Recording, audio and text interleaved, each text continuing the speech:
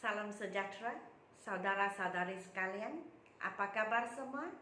Nama saya ialah Dr. Lee dan saya berasal dari Bukit Mentajam, Pulau Pinang. Sekarang saya tinggal di Kluang, Johor.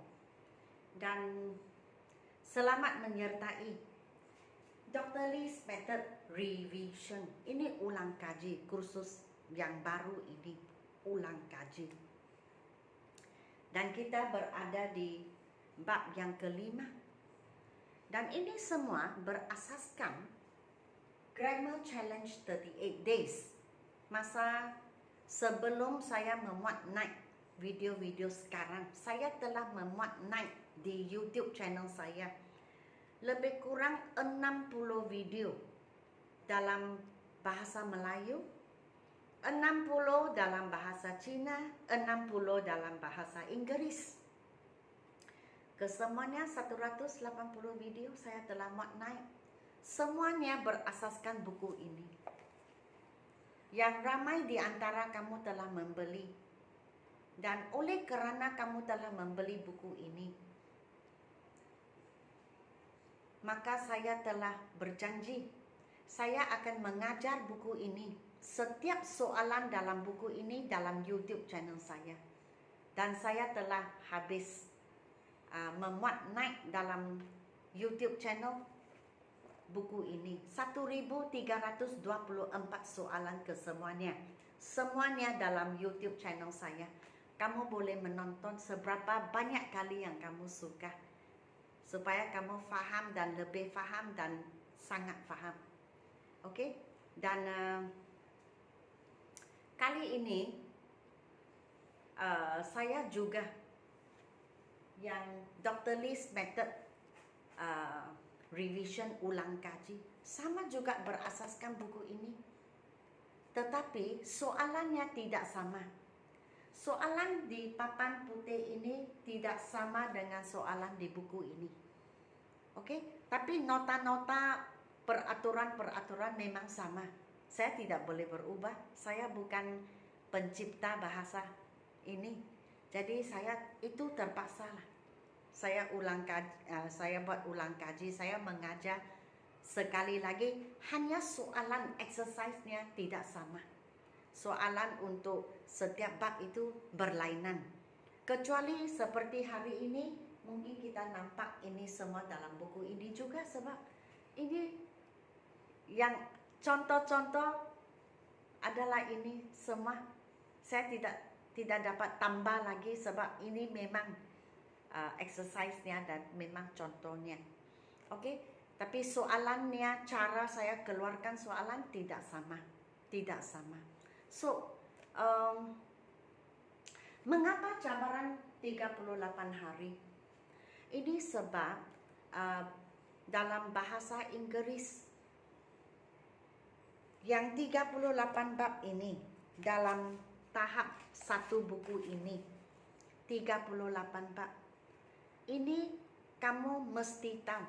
Dan untuk menguasai bahasa Inggris 38 bab ini mesti kamu pandai, mesti kamu mendalami. Sebab walaupun kamu naik ke tahap 2, tahap 3 sampai tahap 7 sekalipun, ke 38 bab ini akan ikut kamu sampai ke tahap yang tertinggi.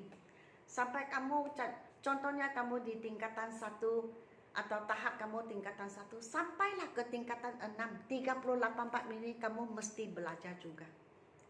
Jadi soalannya semakin mencabar, semakin susah. Tetapi tidak boleh kata, oh saya ke tahap kedua jadi ini tidak ada, sudah ada lain. Tidak ada lain. Sebab apa? Dalam tata bahasa atau grammar English, yang patut kamu tahu memang sudah di sini. Sebab itu bagi saya, tahap ini sangat penting. Jangan fikir tahap 1 maka belajar ABC begitu senang. Tidak begitu. Sebab di dalam ada 38 bab. Present tense, past tense, future tense, present perfect tense, future tense, semua di dalam sini. Jadi tahap 2 ini 38 ikut juga. Tetapi soalan memang lagi susah dan susah. Dan tambah lagi 2 atau 3 bab untuk setiap tahap. Jadi walaupun kamu sampai ke tahap 7 sekalipun, saya rasa tidak ada lebih daripada 50 bab sampai ke tahap tertinggi. Tapi ini tahap 1 38 bab. Sebab itu saya ingin mendalamkan pengetahuan kamu 38 bab ini. Pastikan kamu menguasai. Barulah kamu fikir bagaimana naik ke tahap yang lebih tinggi atau menggunakan pengetahuan yang kamu pelajari daripada saya untuk menulis karangan, untuk berbual-bual, untuk memberi syarahan, untuk memahami kefahaman dan lain-lain lagi. Okey, faham? Baik. Sebelum ini, waktu saya mengajar buku ini 38 bab 1324 soalan, masa itu saya mengajar saja. Setiap video yang saya buat naik itu saya ajar setiap soalan, buat penerangan begitu. Tetapi ini pusingan kedua, saya panggilnya second cycle. Jadi pusingan kedua ini saya tukar kaedah sedikit. Maksudnya kaedah mengajar. Saya tidak ajar sahaja.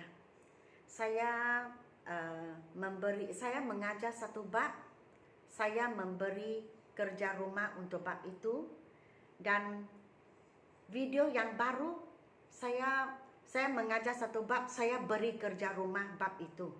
Jadi untuk video yang baru saya buat pembetulan untuk kerja rumah. Lepas itu baru saya ajar bab yang baru.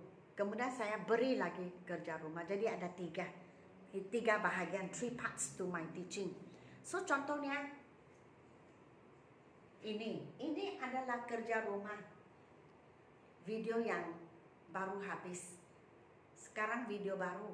Jadi yang habis itu saya beri kerja rumah ini. Jadi sekarang video baru saya buat pembetulan dengan kamu video yang lalu. Habis buat pembetulan, saya ajar bab yang baru. Kemudian saya beri latihan berasaskan bab baru. Jadi video yang akan datang, saya akan bermula dengan kerja rumah. Selepas kerja rumah, saya buat pembetulan, saya ajar bab yang baru, kemudian beri kerja rumah baru begitu. Jadi bagi saya ini adalah satu kaedah yang lebih menarik hati. Dan pelajar akan mengalu-alukan video yang baru sebab mereka boleh dengan saya mereka boleh cek sama ada jawapan mereka boleh semak sendiri sama ada jawapan mereka betul atau tidak betul. Mereka akan mengalu-alukan video-video yang akan datang. Dan di samping itu saya tidak begitu giat seperti dulu. Dulu saya setiap hari saya muat naik, tiap hari. Saya mau naik 2 bulan. Tapi sekarang saya lebih relax. 1 minggu mungkin 2 kali saya rilis video. Ataupun 3 kali kalau saya ada masa. Jadi kamu boleh berasa macam tidak tertekan. Sebab ada kerja rumah. Jadi saya tidak mau kamu tertekan. Ada video baru lagi. Ada video saya mesti buat begitu. Jadi saya rasa akhirnya kita semua letih. Lagi letih. Jadi tidak mau. Saya mau secara relax, leisurely. Okay? So saya ajar dengan perlahan-lahan dan kamu belajar dengan perlahan-lahan. Kamu buat kerja rumah dan kamu semak kerja rumah sendiri, dan dari sanalah kamu mendalami pengetahuan grammar kamu dan kamu menjadi semakin pandai, semakin fasih dan semakin lancar dalam bahasa Inggris. Itu yang saya mau. Okey, daripada kita kejar-kejar begitu. Alright? Baik. Jadi video yang lepas atau lalu saya beri kerja rumah ini. Sekarang saya buat pembetulan dengan kamu semua. Jadi kamu semaklah. Semak berapa betul, okey? Mengapa kamu salah jikalau ada salah. Jadi yang saya tulis dengan merah sebenarnya minggu lalu atau video yang lalu saya biar kosong untuk kamu isi jawapan. Jadi sekarang jawabannya dalam merah. Tetapi waktu saya buat pembetulan, saya ikut sahaja singular, plural, lebih tidak mengelirukan. Singular maksudnya satu, plural maksudnya lebih daripada satu. Bagaimana kita menandakan bahawa ia adalah lebih daripada satu? Satu orang, binatang, benda ataupun tempat, kita tambah S lah kepada beberapa perkataan seperti monkey, seekor monyet, monkey, banyak monyet, many monkeys, tambah S sahaja. Maksudnya banyak monyet. A writer, seorang penulis. Kalau banyak penulis, many writers, tambah S sahaja, terus bermaksud banyak penulis. Satu botol, a bottle. Banyak botol, many bottles, tambah S sahaja. A rabbit, seekor arnab. Kalau banyak, many rabbits. A river, many rivers, sungai. Kalau S maksudnya banyak. A carrot, many carrots, lobak merah. A spoon, many spoons. Spoon senduk. Kalau banyak senduk, tambah S. A farmer, many farmers. Farmer itu petani. Kalau banyak petani, farmers, many farmers. Lake, lakes. A lake, many lakes. Lake ialah tasik. Jadi kalau sebuah tasik, a lake. Banyak tasik, many lakes. Jadi mungkin kamu tanya, bagaimana saya tahu sama ada tambah S kah, tambah IS kah, tambah IIS kah? Tidak ada satu peraturan yang tetap. Oke? Kamu mesti buat banyak latihan dan mengenali bahawa perkataan ini kalau banyak tambah S, kalau ini tambah IS, kalau ini tambah IES. Oke, tapi generally, contoh saya, maksud saya, generally maksudnya secara lazim, mungkin ada sedikit seperti hari ini. Yang ini tambah S tidak ada, tapi yang ini yang ada sedikit. Lazimnya kita tambah IS. Kalau dia berakhiran dengan S, CH, SH ataupun S. Lazimnya, bukan 100%. Oke, biasanya begitu. Jadi singular maksudnya satu, plural maksudnya lebih daripada satu. Kalau satu biji gelas, gelas minum air, gelas, dia berakhiran dengan S. Kalau kita cakap banyak gelas, many glasses. Jadi lazimnya kalau dia ada S di belakang, kita tambah IS untuk menandakan banyak. Kelas berakhiran dengan S juga. Kelas itu bilik kelas atau kelas sekelas orang. Kalau banyak, many classes, tambah IS. Watch, jam tangan. Kalau banyak, many watches, tambah IS. Kalau dia berakhiran dengan CH, tetapi bukan semua. Lazimnya begitu saja, no 100%. Branch, branch maksudnya cabang pokok. Branch juga cawangan syarikat. Jadi CH berakhiran CH, branch satu. Kalau banyak, branches, tambah IS. Church, gereja, berakhiran dengan CH, biasanya kita tambah IS untuk bermaksud banyak. Many churches. Match ada dua maksud. Maksud yang pertama, match ialah mancis. Maksud kedua, pertandingan atau perlawanan. Jadi satu match berakhiran dengan CH. Kalau banyak kita tambah IS. Matches, many matches. Bush, bush ialah semak samun. Kalau satu, bush. Kalau banyak, many bushes yang berakhiran dengan SH.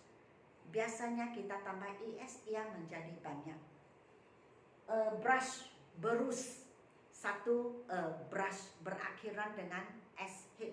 Kalau banyak, many brushes. Box, kotak, banyak, many boxes. Kalau berakhiran dengan X, biasanya kita tambah IS untuk bermaksud banyak. Fox, fox ialah musang. Kalau banyak musang, many foxes. X tambah IS untuk bermaksud banyak. Biasanya begitu. Jadi saya sudah ajar ini, maka saya berilah kamu kerja rumah. Oke, dan video yang baru kita akan buat pembetulan untuk ini. Ini tidak ada sudah, tidak ada. Singular, saya beri singular, kamu memberi saya plural. Saya cakap satu, kamu cakap banyak. Church, kalau satu, gereja, church. Kalau banyak, many. Seekor musang, fox. Kalau banyak, many. Kelas, satu kelas orang. Kalau banyak, many. Box, kotak, satu kotak, many. Match perlawanan, match mancis. Kalau satu, match. Banyak panggil apa? Many, apa? Bush, semak samun. Kalau satu, bush. Kalau banyak, apa? Glass untuk minum air. Glass, kalau banyak, many. Brush, berus. Kalau banyak, many. Watch, jam tangan. Kalau banyak, many, apa? Branch itu cabang pokok ataupun cawangan syarikat. Branch, satu cawangan. Kalau atau satu cabang pokok. Kalau banyak panggil apa? Oke, so ini kerja rumah. Video yang baru saya buat pembetulan untuk ini, dan saya ajar bab yang baru atau exercise yang baru. Kemudian saya beri latihan kerja rumah yang baru. Begitulah kaedah saya. Dan untuk memberi kamu sedikit informasi apa sedang berlaku sekarang. What is happening?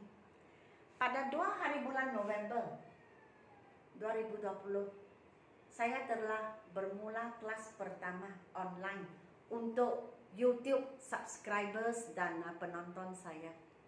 Dan kelas ini ramai juga yang berdaftar dan belajar. Minggu ini kami semua sudah masuk ke bab yang keempat. 4 lessons. Yang kelas ini 7 minggu. Jadi minggu ini minggu keempat. Yang akan datang minggu kelima. Kami akan tamat pada 14 hari bulan Desember. Kursus habis. Saya boleh kata amat berjaya. Dan kelas memang online. Jadi bukan saya yang cakap sahajalah. Pelajar-pelajar pun ada peluang kami untuk berinteraksi, berkomunikasi dalam kelas. Dan kelasnya agak menarik hati. Kebanyakan orang dewasa, orang bekerja, ada yang suri rumah. Dan ada juga pelajar campur-campur lah. Asal suka belajar grammar, ikut sahaja.